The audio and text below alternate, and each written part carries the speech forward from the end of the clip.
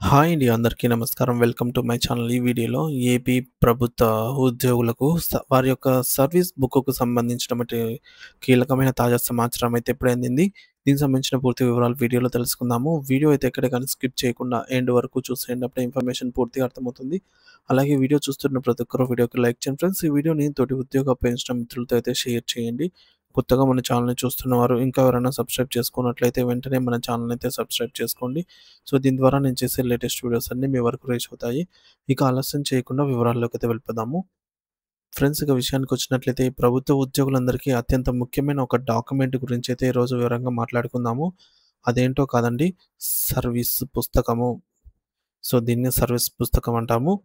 ప్రతి ఉద్యోగి ఆహ్, క్యాడ్ ఆహ్, ప్రతి ఒక్క ఉద్యోగి కెరియర్‌లో ఇది ఎంత కీలకమో, దీన్ని సరిగ్గా చూడకపోతే ఏమవుతుందో తెలుసుకోవడానికి చాలా అవసరం కదా! So, service books, rules, entries చాలా స్పష్టంగా ఉంటాయన్నమాట. సో, దీని ఆధారంగానే సర్వీస్ పుస్తకం అంటే ఏమిటి? ఎందుకు అంత ముఖ్యము? ఎలా జాగ్రత్తగా ఉంచుకోవాలి? అనేవి కొంచెం లోతుగా అయితే చూద్దాము.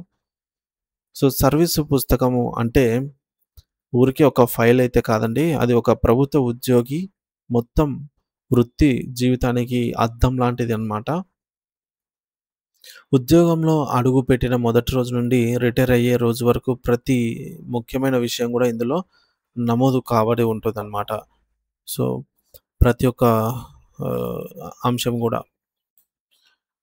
సో, కాబట్టి దాన్ని మనము సర్వీసు పుస్తకము అనైతే అంటాము. సో, అంటే మన యొక్క ప్రమోషన్‌లయితేనేమి, ఇంక్రిమెంట్‌లు అయితేనేమి, అలాగే అన్ని ప్రమోషన్‌లు, ఇంక్రిమెంట్‌లు ఎన్ని తీసుకున్నాము, సెలవులు, జీతాలలో వచ్చిన మార్పులు, చివరికి పెన్షన్, గ్రాట్యుటీ రావాలన్నా సరే ఈ సర్వీస్ పుస్తకమే ఆధారం. అందుకే దీన్ని సరదాగా ఉద్యోగి ఆర్థిక జాతకం అని కూడా అంటుంటారు. ఆర్థిక జాతకం అంటే ఇదే అన్నమాట. సో, ఇందులో విషయం ఇందులో రాయాలంటే అసలు ఈ పుస్తకాన్ని ఎవరు మొదలుపెడతారు? ఎప్పుడు దాదాపు ప్రతి ముఖ్యమైన సర్వీస్ విషయం ఉండాలన్నమాట ఈ బుక్‌లో. ఎవరైనా ప్రభుత్వ ఉద్యోగంలో చేరగానే ఆ యొక్క ఆఫీసర్ హెడ్ లేదా టీడీఓ వారి బాధ్యత అన్నమాట ఈ సర్వీస్ పుస్తకాన్ని ఓపెన్ చేయడము. సో, సర్వీస్ పుస్తకం ప్రాథమిక వివరాలు. మొదటి పేజీలోనే ఉద్యోగి పేరు, ఇంటి పేరుతో సహా ఉంటుంది. తర్వాత తండ్రి పేరు, తర్వాత పుట్టిన తేదీ ఇది చాలా ముఖ్యము. అంకెలలో గూడా డేట్ ఆఫ్ బర్త్‌ను స్పష్టంగా రాయాలి. ఎందుకంటే అది అంత ముఖ్యమనమాట. ఒకసారి రాసాక ఈ డేట్ ఆఫ్ బర్త్ డీఓబీ ఏదైతే ఉంటుందో దాన్ని మార్చనీకి కుదరదు. ఇక ఈ మేరకు జీఓఎంఎస్ నంబర్ 165 ప్రకారంగా కొన్ని ప్రత్యేక పరిస్థితుల్లో తప్ప డేట్ ఆఫ్ బర్త్‌ను మార్పు సాధ్యం కాదనమాట. అందుకే చాలా జాగ్రత్తగా రాయాలి. అలాగే ఈ మేరకు పర్మనెంట్ అడ్రస్సు, ఉద్యోగి యొక్క ఎత్తు, హైటు, కనీసం 2 గుర్తింపు మచ్చలు అంటే పుట్టుమచ్చలు వివరాలు రాయాలి. వీటితో పాటు ఫోటో, సంతకం కూడా ఉంటాయి ఖచ్చితంగా. ఈ మేరకు ఉద్యోగి లేటెస్ట్ ఫోటో అతికించి దానిపైన డీడీఓ సంతకం చేసి ఆఫీస్ స్టాంప్ సీల్ వేయాలి. సో, ఆఫీస్ స్టాంపు ఉద్యోగి సంతకం వేలి ముద్రలు కూడా దానికి కేటాయించిన చోట ఇవ్వాలి. ఇంకో విషయం ఏంటంటే, ఉద్యోగంలో చేరడానికి ముందు ఫిజికల్ ఫిట్‌నెస్ సర్టిఫికేట్ గూడా ఇస్తారు. సో, ఆ వివరాలు అనేది కూడా నమోదు చేయాల్సి ఉంటుంది. జీఓఎంఎస్ నంబర్ 30 ప్రకారంగా ఇది అవసరం అన్నమాట. అదనపు ముఖ్యమైన వివరాలు. ఇవన్నీ బేసిక్ వివరాలు. మరి ఎడ్యుకేషన్, క్వాలిఫికేషన్, ఫ్యామిలీ డీటెయిల్స్ అవి కూడా ఉంటాయి. అలాగే ఉద్యోగ విద్యా అర్హతలు మొదలుకొని అప్పటి వరకు ఉన్నటువంటి హై ఈ మేరకు హైయెస్ట్ క్వాలిఫికేషన్ వరకు గూడా ఏ బోర్డు లేదా ఏ యూనివర్సిటీలో చదివారు, హాల్ టికెట్ నంబర్ ఎంత, పాస్ అయిన నెల ఎంత, ఏమిటి అన్ని వివరాలు గూడా రాయాలన్నమాట వివరంగా. వీటితో పాటు క్యాస్ట్ సర్టిఫికేట్ గూడా ఉంటుంది. సొంత ఊరు అలాగే ఇవన్నీ గూడా మనకు ఎల్‌టీసీ క్లెయిమ్ చేసుకోవడానికి ముఖ్యమనమాట. ఏపీ ఎల్‌టీసీ రూల్ నంబర్ 10 ప్రకారంగా ఉద్యోగ డిక్లరేషన్ అయితే ఇస్తారు. దాని ఆధారంగా అయితే ఇవన్నీ ఫిల్ చేస్తారనమాట. ఇంకా కుటుంబ సభ్యుల వివరాలు కూడా భార్య, భర్త, పిల్లలు, తల్లిదండ్రులు, వారి పేర్లు, వారి పుట్టిన తేదీలు, ఉద్యోగంతో వాళ్ళ సంబంధం ఏంటి, ఉద్యోగితో ఇవన్నీ రాయాలి. ఇవన్నీ కూడా నమోదు చేస్తారు. నామినీ వివరాలు కూడా ఇందులోనే ఉంటాయా? అంటే అవునండి. చాలా ముఖ్యం నామినీ వివరాలు. వివిధ బెనిఫిట్స్ కోసం ఉదాహరణకు గ్రాట్యుటీ అలాగే గ్రూప్ ఇన్సూరెన్స్ లాంటి వాటికి నామినీ అనేది ఎవరు అని స్పష్టంగా రాయాలి. ఇకపోతే జీఓఎంఎస్ నంబర్ 152 దీని గురించి చెబుతుంది. ఇంకా ఏమైనా ఆధార్ నంబర్, జీతం పడే బ్యాంక్ అకౌంట్ నంబర్, ఐడీ ఇవన్నీ గూడా హెల్త్ కీలకమే అనమాట. Employee ID, health card number ఇవన్నీ గూడా మొదటి పేజీలోనే నమోదు చేయాల్సినటువంటి ముఖ్యమైన సమాచారం అనమాట. ఇకపోతే నిర్వహణ మరియు జాగ్రత్తలు. సో, వి వీటిని ఎవరు నమోదు చేయాలి అంటే, రాసేటప్పుడు ఏమైనా జాగ్రత్తలు తీసుకోవాలా? లేదా పొరపాట్లు ఏమైనా రాస్తే అది ఎలా అంటే, ఇది చాలామందికి డౌటే ఉంటుందండి.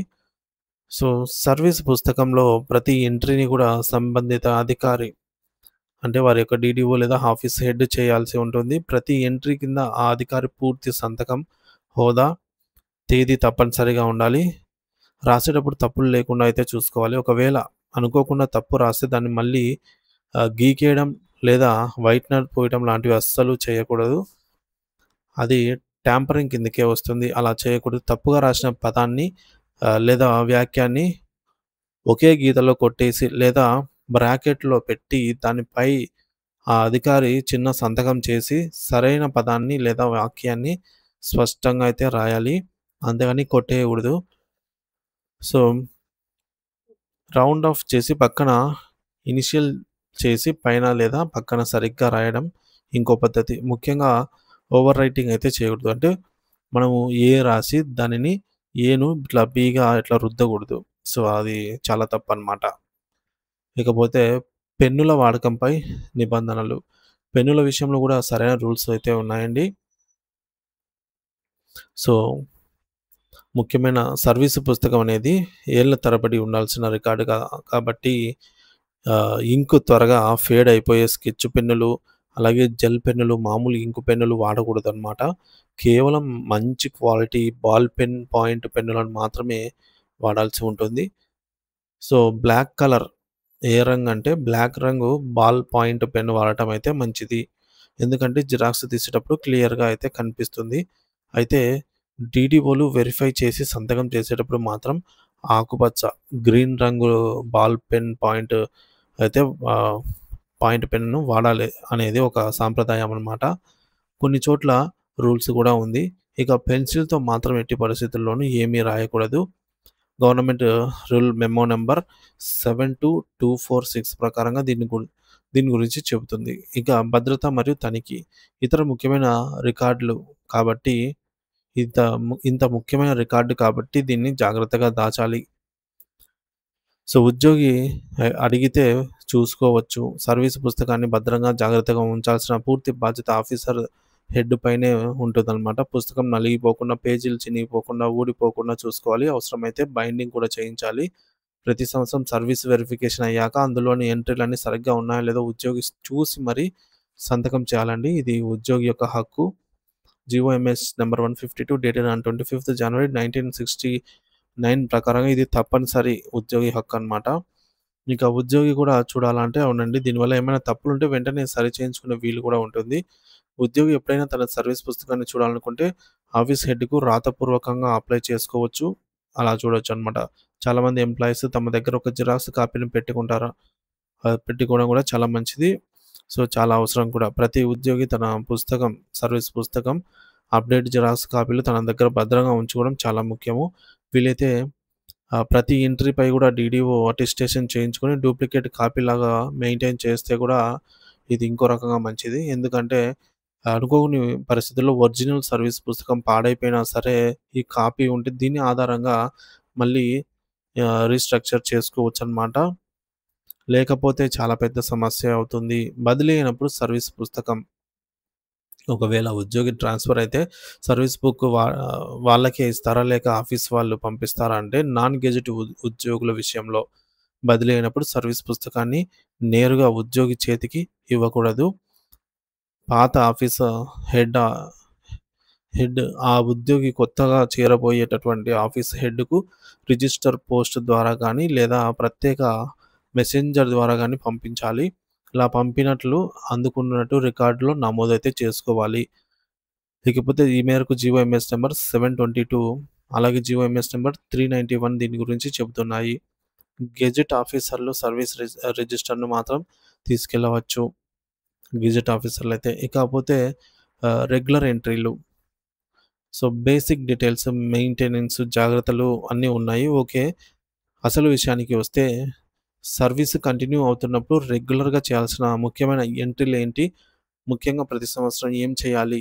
అనే విషయానికొస్తే ప్రతి ఆర్థిక సంవత్సరంలోనూ అంటే ఏప్రిల్ 1 నుండి మార్చి 31 వరకు పూర్తయ్యాక ఉద్యోగి ఆ సంవత్సరం మొత్తం సర్వీస్‌లో ఉన్నారా? లేదా?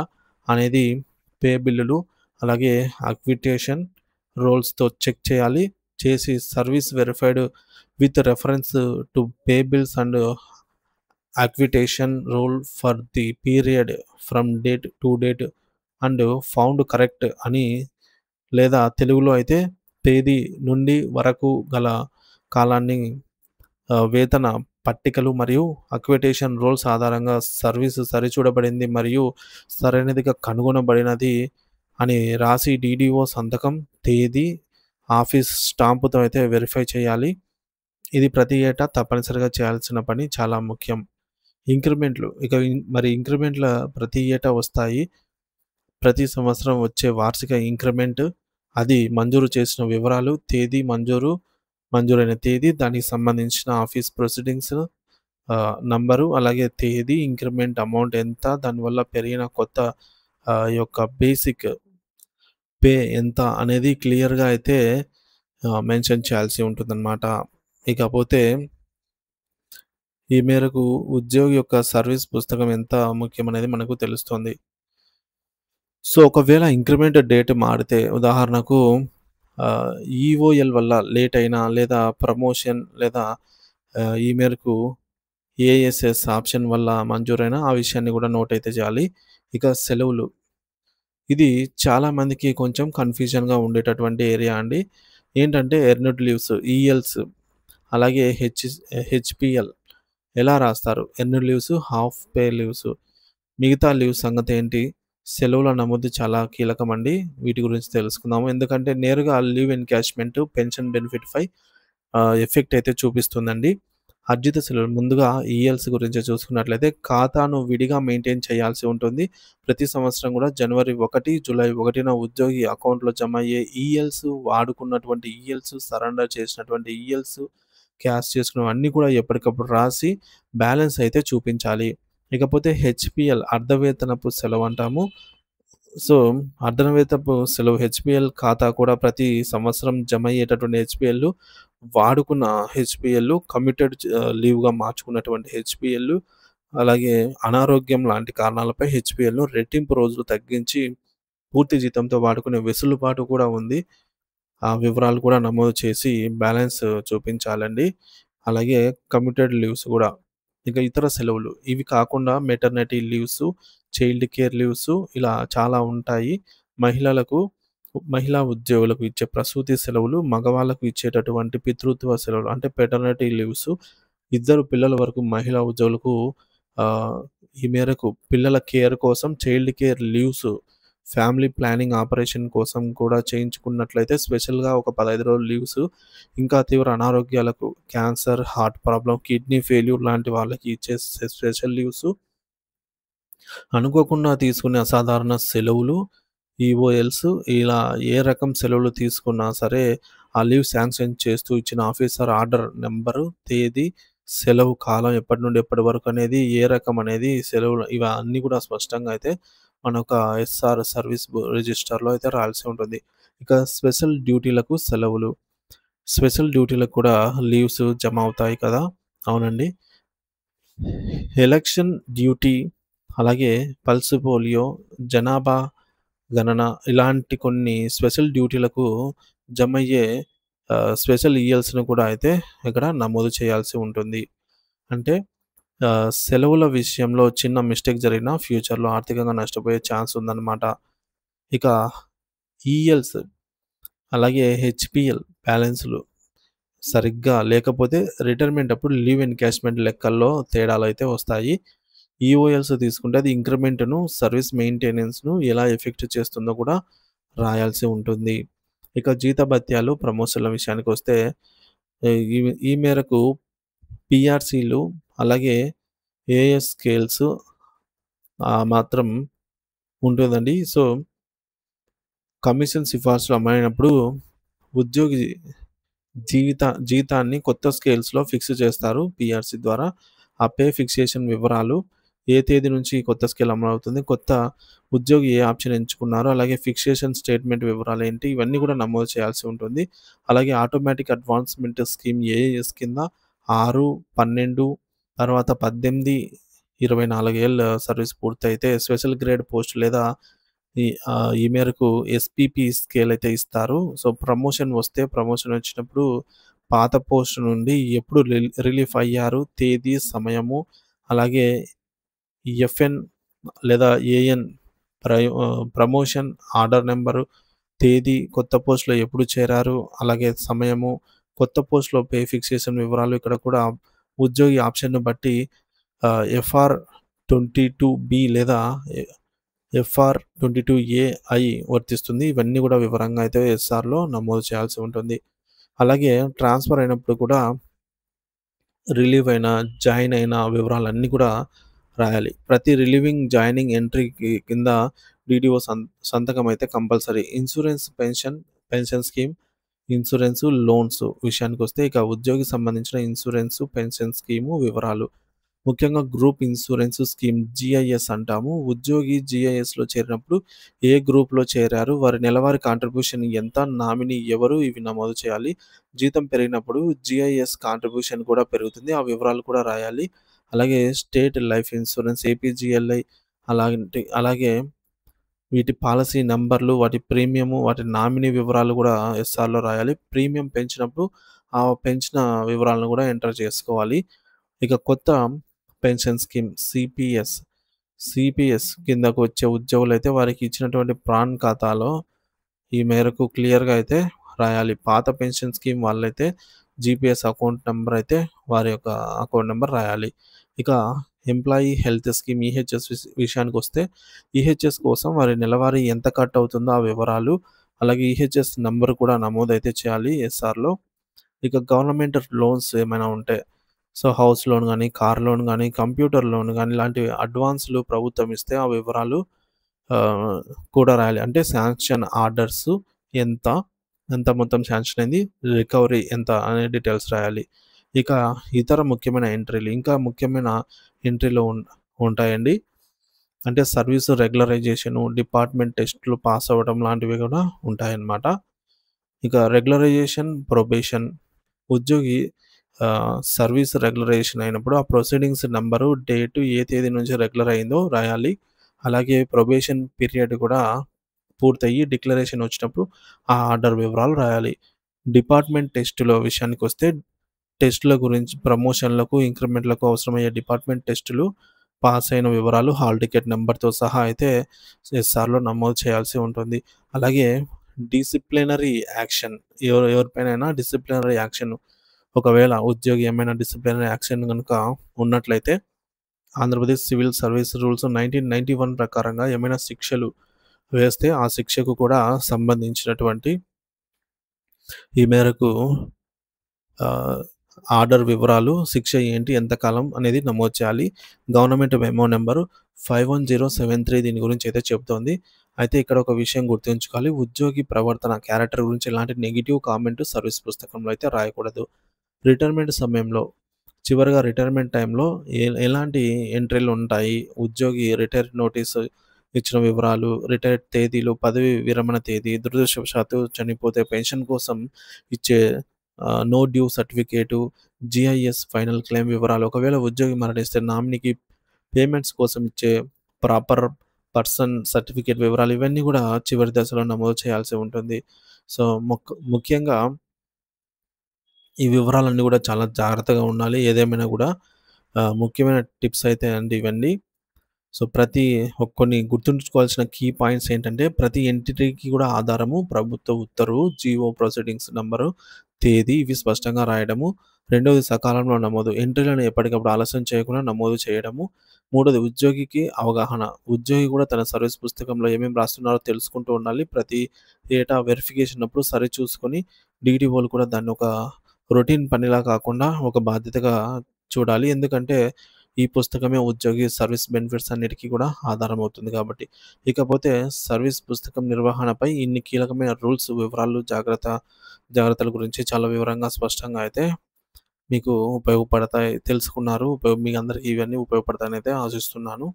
ఏమైనా డౌట్స్ ఉన్నట్లయితే కామెంట్ ద్వారా తెలియజేయండి friends. Thank you for watching this video.